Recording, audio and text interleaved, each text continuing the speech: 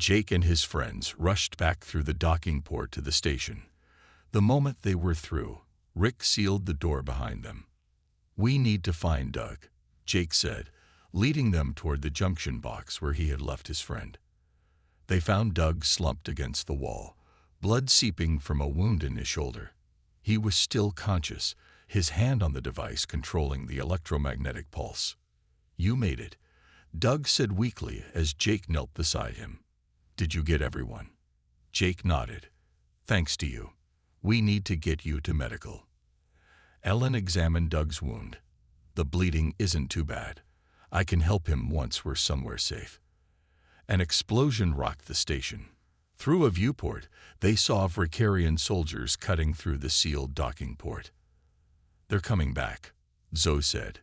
Jake helped Doug to his feet. "We need to move. Is there anywhere on the station they haven't secured?" "The auxiliary control room," Nancy suggested.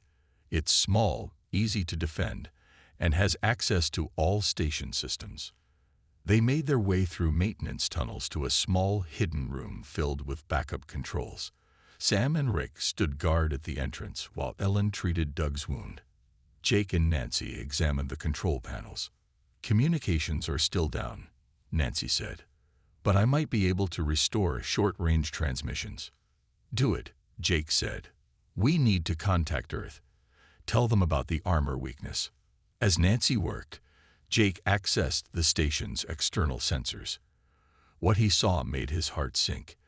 Dozens of Vricarian ships surrounded Earth. Cities burned.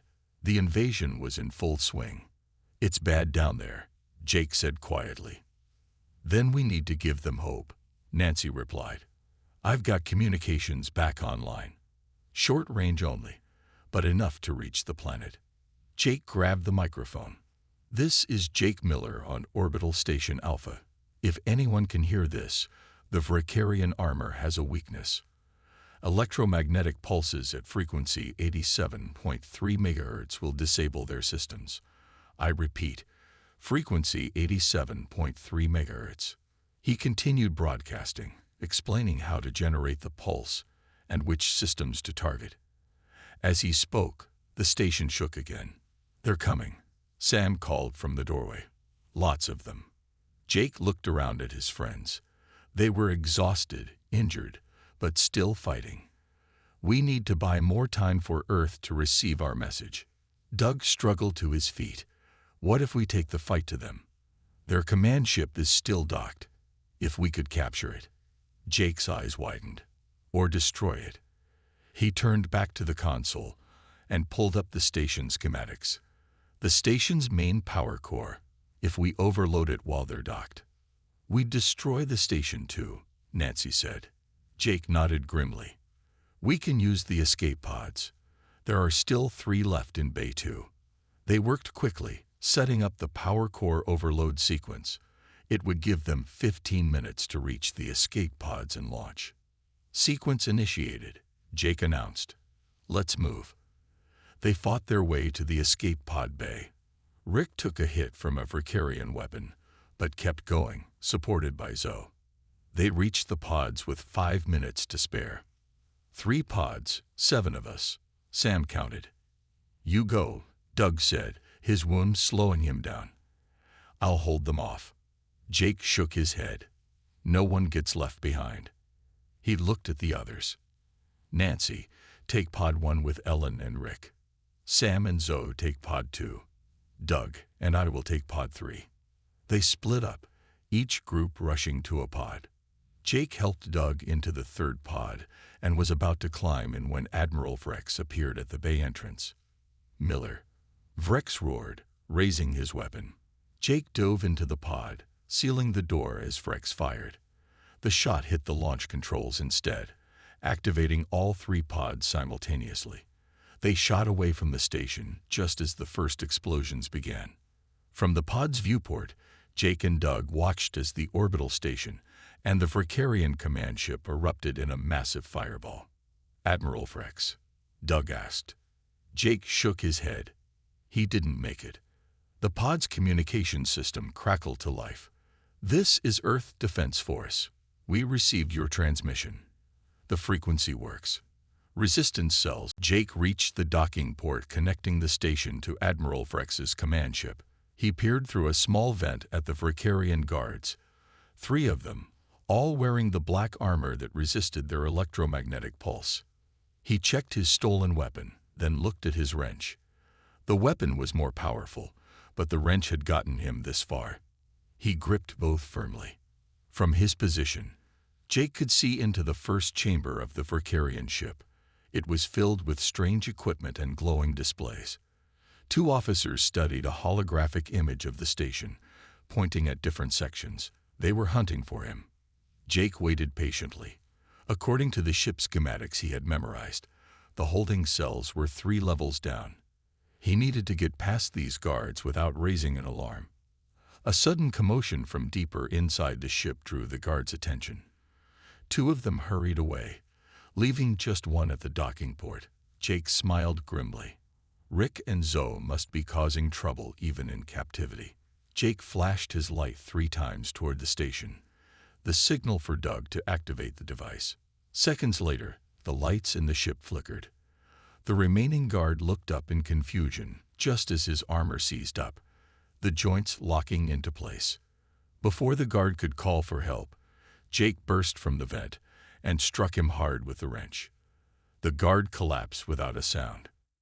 Jake dragged the unconscious guard into a storage compartment, then moved swiftly through the ship. Doug's device was working. Every Vricarian soldier he encountered was struggling with partially frozen armor, giving Jake the advantage of surprise each time. He reached the detention level and found 2 guards outside the cell holding his friends. Their armor was functioning better here. Doug's signal was weaker this far into the ship. The guards spotted Jake and raised their weapons. Jake fired first. The stolen Vricarian weapon discharged a burst of energy that knocked 1 guard back. The second fired, missing Jake by inches as he dove behind a support column. Jake noticed a panel on the wall, part of the ship's internal power system. He fired at it, causing sparks and smoke to fill the corridor. As the remaining guard was distracted, Jake rushed forward, swinging his wrench at the weak point in the guard's armor, the neck joint. The guard fell, and Jake quickly overrode the cell door controls. Inside, his 5 friends looked up in surprise. "Jake," Nancy exclaimed. "How did you?" "No time," Jake interrupted, tossing Sam and Rick the fallen guard's weapons. "We need to move. Doug can't keep their systems disrupted for long." As if on cue, an alarm blared through the ship. A voice spoke in the Vricarian language, then switched to English. "All soldiers to detention level.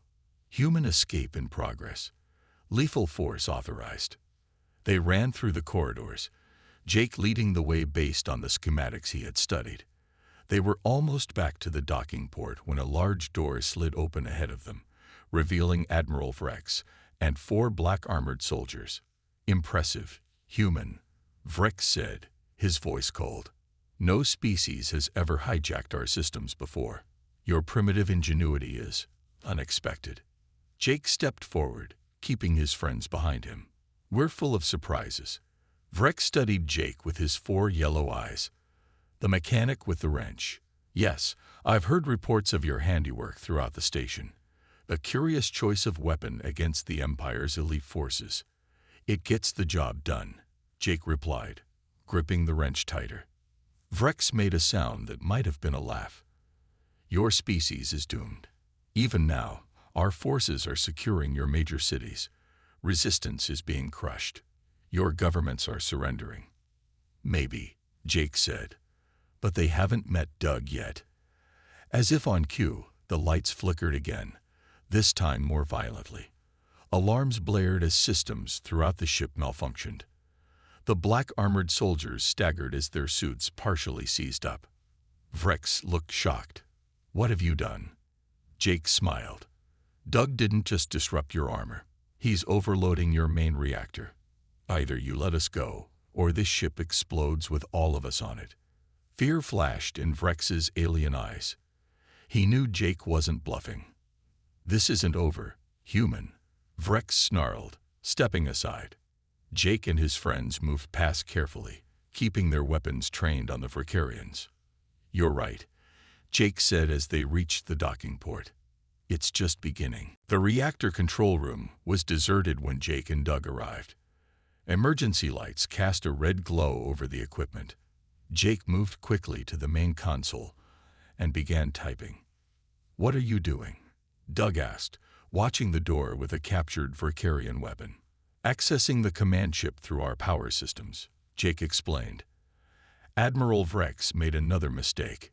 He docked his ship directly to our main power coupling. Jake's fingers flew over the keyboard. Diagrams of the Vricarian command ship appeared on the screen. Jake studied them closely, his mechanics mind breaking down the alien technology into familiar components. Their life support, weapons, engines, everything runs on the same basic principles as ours, Jake said.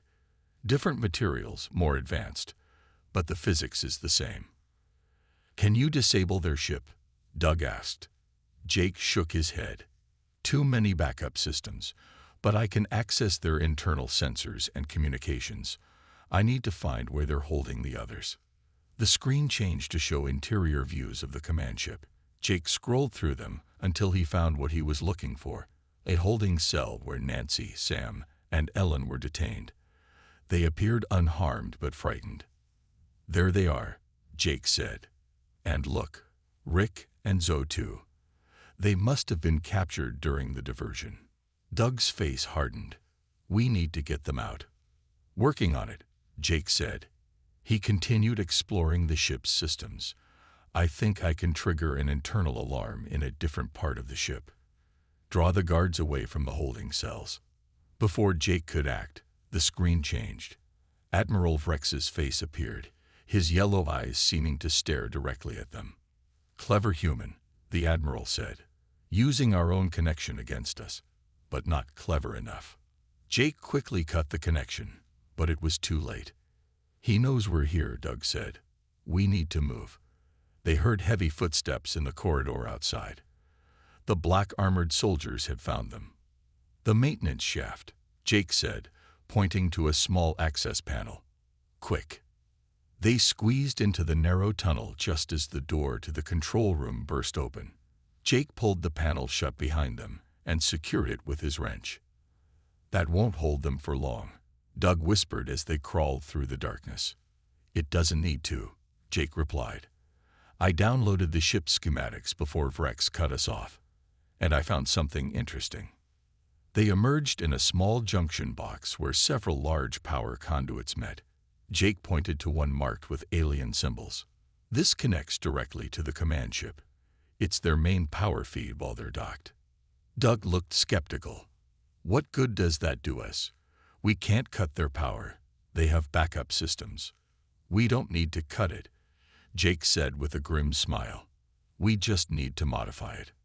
Jake opened his tool belt and removed several small devices, parts he had taken from the damaged maintenance drones.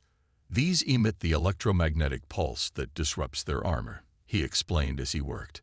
"If I can amplify the signal and feed it directly into their power system." Doug's eyes widened in understanding. "It would affect their entire ship." "Exactly," Jake said. "Their armor, weapons, doors, anything with servos would seize up, at least temporarily." As Jake worked, they heard the sounds of the soldiers trying to break through the access panel behind them. "How much longer?" Doug asked anxiously. "Almost done," Jake replied, connecting the last wire. "But there's one problem. Someone needs to stay here and manually fluctuate the pulse patterns so their systems can't adapt and filter it out." Doug understood immediately. "You need to go rescue the others while I stay here." Jake nodded reluctantly.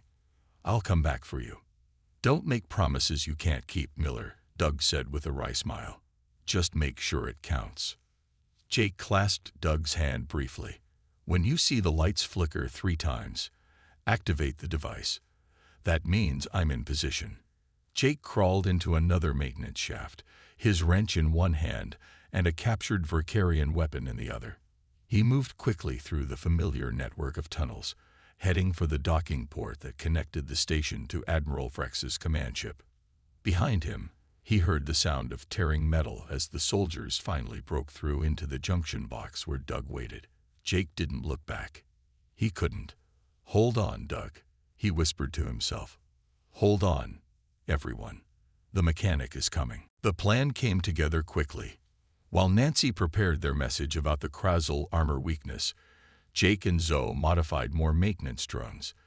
Doug and Sam studied the alien weapons they had captured, learning how to use them effectively. "The diversion needs to be big enough to draw them away from the escape pod bay," Jake said, looking at the station schematic on his tablet. "We could overload the power coupling on Deck 7. It would cause a lot of noise and smoke, but no real damage." "I can handle that," Rick volunteered. Jake nodded. "Zoe will go with you. Ellen and Sam will get to the escape pod bay and prepare the pod. Nancy, you'll upload your message to the pod's computer. Doug and I will cover you all with the drones." They moved out in pairs, using the maintenance tunnels to avoid detection. Jake and Doug positioned themselves at a junction that gave them control over drones in multiple sections of the station.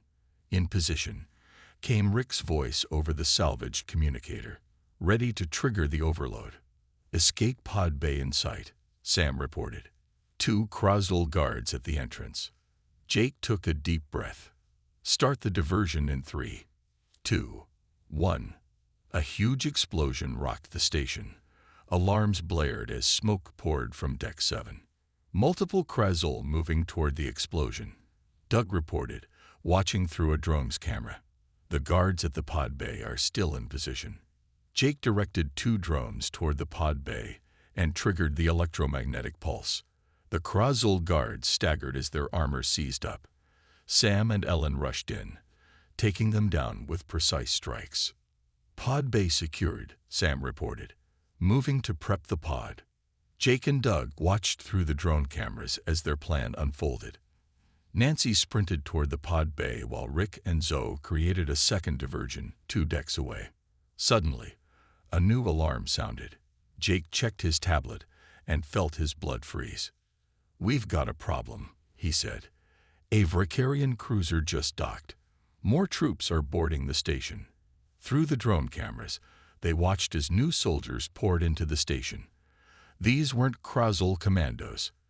They were larger, with black armor that seemed to absorb light. "What are those?" Doug whispered. "I don't know, but they're heading straight for the pod bay," Jake said. "Nancy, abort. Get out of there now." Too late. The new soldiers moved with incredible speed. They'd reached the pod bay just as Nancy was uploading her message. Jake directed all available drones to emit the electromagnetic pulse, but the black-armored soldiers didn't even slow down.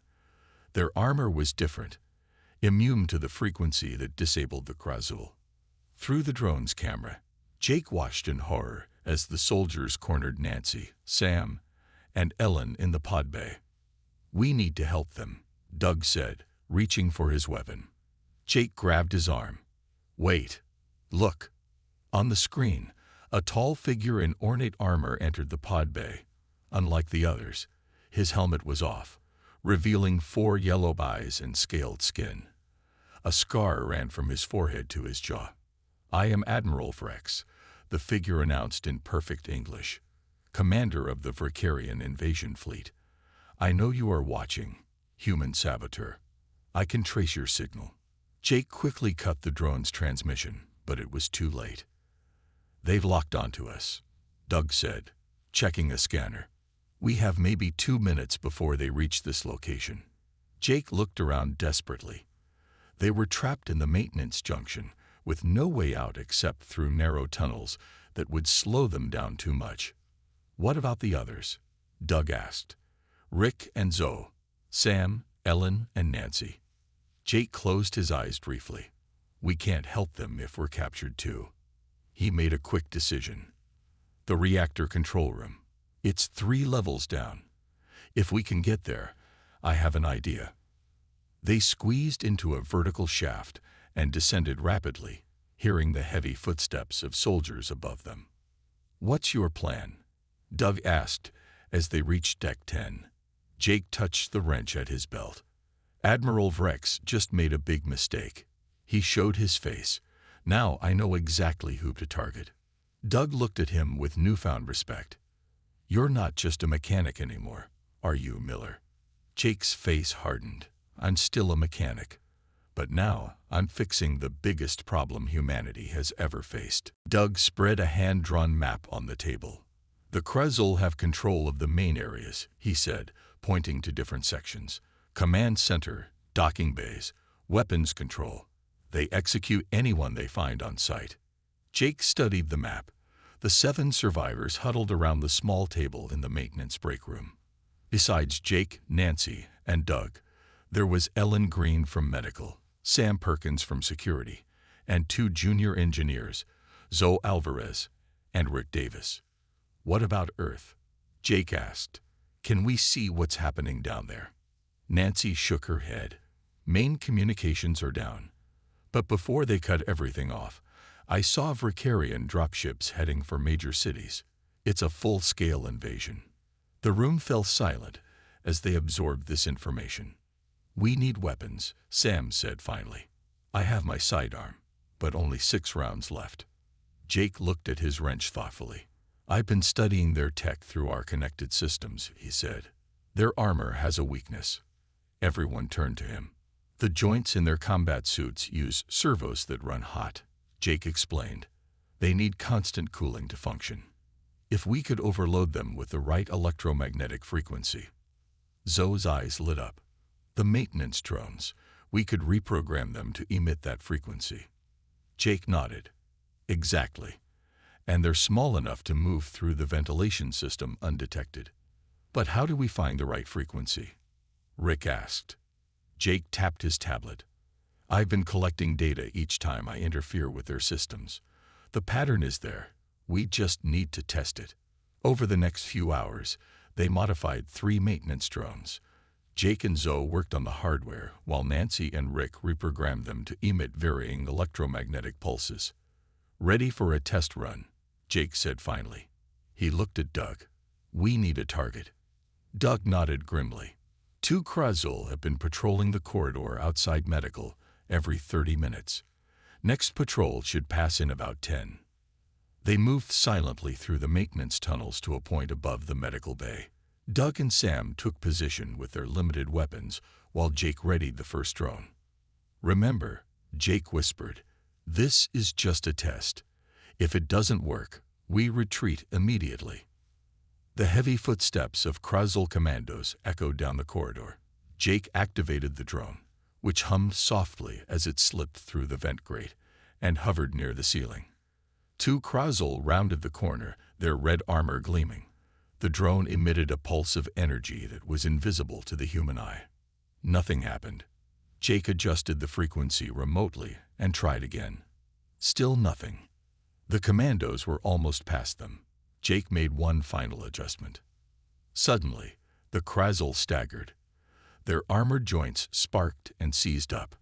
The soldiers tried to raise their weapons, but couldn't move their arms. Now, Doug shouted. Sam fired his remaining rounds as Doug attacked with a metal pipe. The Krezul, immobilized by their own armor, couldn't defend themselves. Within seconds, both were down. It worked. Zoe whispered excitedly as they dragged the bodies into a storage room. Jake examined the alien armor closely. The frequency disrupts their servo cooling system, he confirmed. We can use this. They stripped the commandos of their weapons, the spear-like devices that emitted deadly energy beams. We need to let people on Earth know about this weakness, Nancy said. If we could restore communications. The main array is heavily guarded, Doug said. But there's an emergency transmitter in the escape pod bay. It's short range, but if we could launch a pod with a message. Jake considered this. We'd need a diversion. Something big enough to draw most of the Krezul away from the pod bay. What about the station's reactor? Rick suggested. If we simulate a meltdown. Too dangerous, Jake said. If something goes wrong, we'd destroy the station and ourselves with it. Ellen, who had been quiet until now, spoke up. What about their ships? Could we target one of them? Jake's eyes lit up. The command ship. It's still docked, and I've got access to its systems through our power connection. He turned to Nancy. Can you craft a message explaining the armor weakness? Something short but clear. Nancy nodded. I'll need 10 minutes. Jake looked at each face in turn. This is our chance to fight back, not just for us, but for everyone on Earth. We show them humans aren't easy prey. Sam grinned and hefted one of the alien weapons. One angry mechanic with a wrench, and now we've got their own guns too. I like those odds. Jake moved silently through the maintenance shaft, wrench in hand. Nancy followed close behind. The air smelled of burnt plastic and ozone, a sign of damaged electrical systems. Are you sure about this? Nancy whispered. Those Krozl soldiers killed everyone on the command deck with weapons we've never seen before. Jake paused at a junction and checked the small tablet he'd taken. We're not going to fight them directly, he said. We're going to make the station fight for us. They reached a small access room filled with control panels. Jake pried open a panel and studied the wiring inside. Hand me that wire stripper, he said, pointing to his tool belt that Nancy now carried. She passed it to him and watched as he worked. What exactly are we doing? She asked. The Verkarians plugged their ships into our station to access our systems, right? Jake said as he crossed two wires. But connections go both ways. I'm creating a backdoor into their network through our power grid. Nancy looked doubtful but stayed quiet as Jake continued working.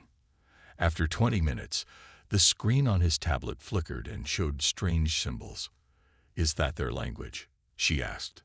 Jake nodded. Look at these diagrams. Different language, but the engineering principles are the same. Electricity, coolant, fuel. Physics works the same for them as it does for us. He pointed to a pulsing red line on the screen. That's their communication system. It needs constant cooling to function. And guess what controls the coolant flow to their ships? Nancy's eyes widened. Our station does. Exactly. And now so do we. Jake pressed a sequence on the panel. Alarms blared on the Verkarian ships. Through the small viewport in the access room, they saw Verkarian soldiers rushing back to their vessels. What did you do? Nancy asked. Cut off the coolant flow to their quantum communication array, Jake said with a grim smile. They're now completely cut off from their fleet command. They can't call for help or report what's happening. An explosion shook the station. Jake grabbed Nancy and pulled her down as debris fell from the ceiling. They're trying to force disconnect from our systems, Jake explained. But I've locked their docking clamps. They can't leave without cutting through their own hull. Jake's tablet beeped with an alert. They're sending a team to the main coolant control room, he said. We need to move. They crawled back into the maintenance shaft. As they moved through the narrow space, they heard the heavy footsteps of Krozl commandos passing by on the deck below. They move like they own the place, Nancy whispered. Like we're nothing to them. Jake stopped at another junction and looked down through a grate. 3 Krozl soldiers stood directly below, their red armor gleaming under the emergency lights. One removed its helmet, revealing a face with 4 yellow eyes and skin that seemed to ripple like water. The primitives have more fight than expected, the unmasked Krozl said in accented English. Find the one responsible and bring them to me alive.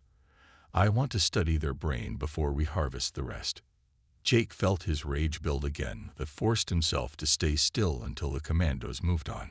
We need to find more survivors, Nancy said when they were alone again.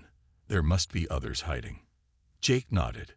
The maintenance team's break room is on level 3. It has emergency supplies and a separate air system. If anyone survived, they might go there. They made their way down through the network of shafts and tunnels. Jake stopped occasionally to sabotage systems, redirecting airflow, disrupting sensor readings, anything to confuse the invaders. When they reached level 3, they heard voices, human voices, coming from behind a closed door.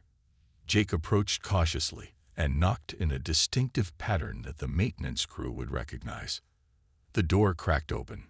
A security officer named Doug Peterson peered out, his uniform torn and bloody. His eyes widened when he saw Jake and Nancy. "Miller, Ward, you're alive." He pulled them inside and sealed the door. 5 other survivors huddled in the small room, all station personnel who had managed to hide when the Krasl arrived. "We thought everyone else was dead," a young engineer said. Her face shrieked with tears. Jake set his tablet on the table so everyone could see. "We're not dead yet," he said, "and neither is humanity. These alien bastards have never dealt with an angry mechanic before." He held up his wrench. "And I'm just getting started." Jake clung to his service ladder as the orbital dock shook around him. Through the viewport, he watched Earth's small defense fleet burn. The U.S. Defender, still undergoing weapons installation, never had a chance to join the fight. It drifted nearby, a sitting duck waiting for the Vicarians to notice. "All personnel evacuate to emergency shuttles," Captain Lee's voice crackled over the intercom. "This is not a drill. Repeat, all personnel evacuate immediately." Jake climbed down to E-deck where the supply shuttles were docked. He'd been running maintenance checks when the attack began. Now he sprinted through corridors filled with panicked crew members. The first explosion rocked the station just as Jake reached the shuttle bay. He stumbled, falling hard against a bulkhead. Alarms blared as oxygen vented from somewhere nearby. Emergency doors slammed shut automatically.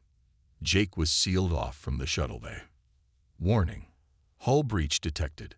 Sections 12 through 17 depressurizing," announced the station AI in a calm voice.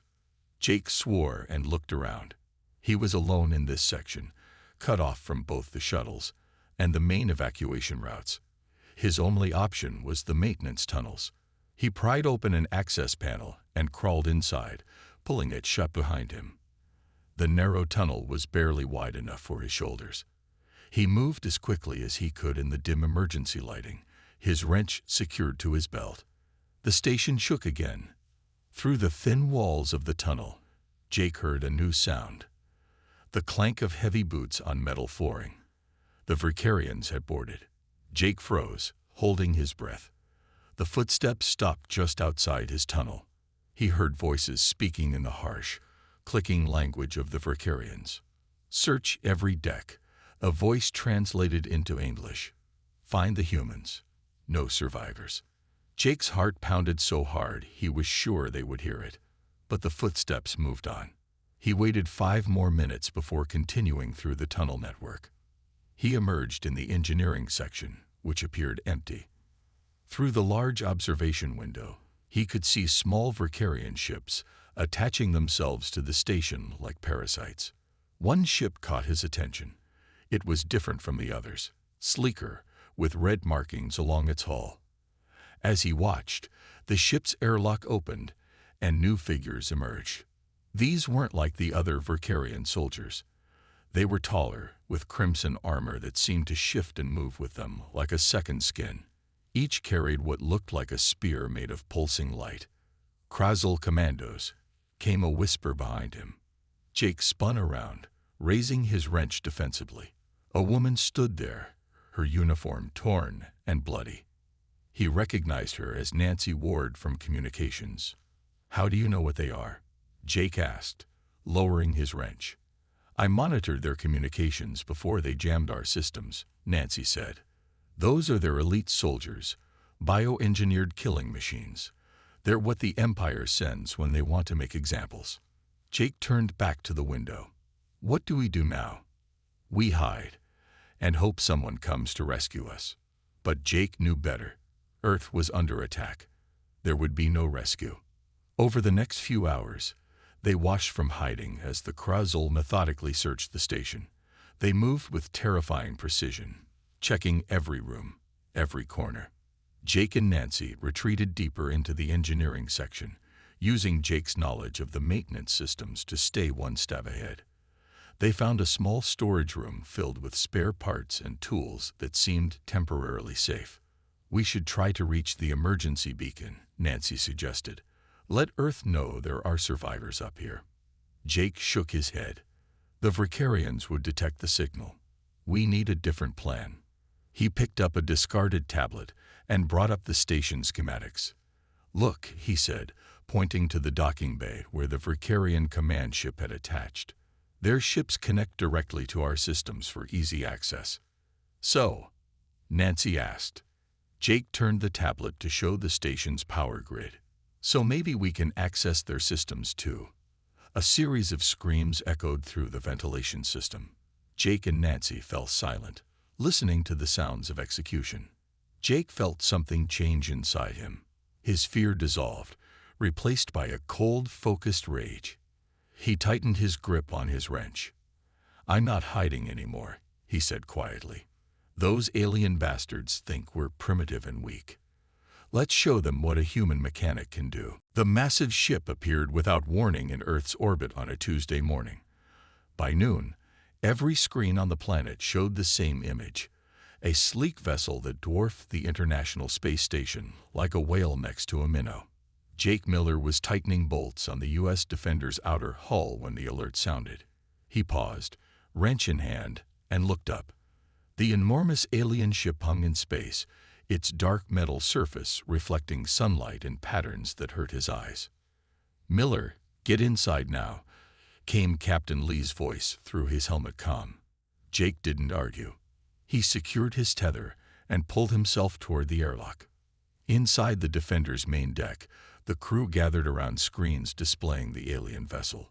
Jake pushed his way through to get a better look, still gripping his favorite wrench out of habit. It's sending a signal, said Nancy Ward, the communications officer. Her fingers moved quickly across her console. I think they want to talk.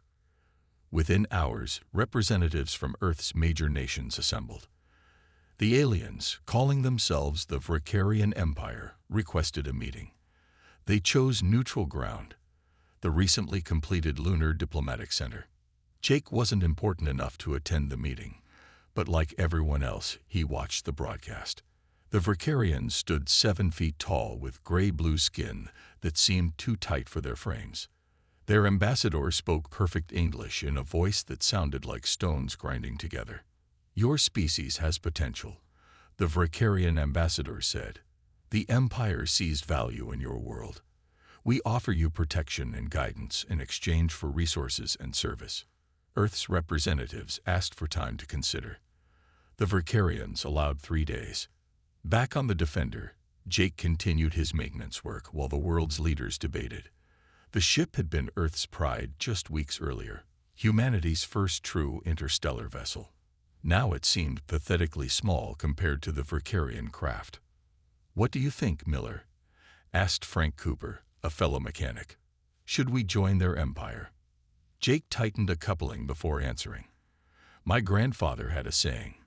He said never trust anyone who offers protection you didn't ask for. They're usually the ones you need protection from. 3 days later, Earth gave its answer. Humanity would maintain its independence while establishing diplomatic and trade relations with the Vricarian Empire. The Vricarian ambassador's expression didn't change, but the temperature in the room seemed to drop. You misunderstand, the ambassador said. This was not a negotiation. The Empire has claimed your system. Your choices are to serve as valued subjects or as examples. The Earth's representatives stood firm. Humanity would not surrender its freedom. The Vricarian ambassador stared at them for a long moment. Very well. We shall return with clarity that even primitive minds can comprehend. The massive ship departed Earth's orbit that evening, but no one celebrated. Everyone knew they would return. Jake was in the mess hall when Captain Lee called the crew together 3 days later. I've received orders, Lee said. We're accelerating the Defender's weapons installation. Earth is preparing for war. Over the next 3 months, Jake worked 18-hour days, helping to transform the exploration vessel into a warship. Earth's other space-capable vessels underwent similar conversions.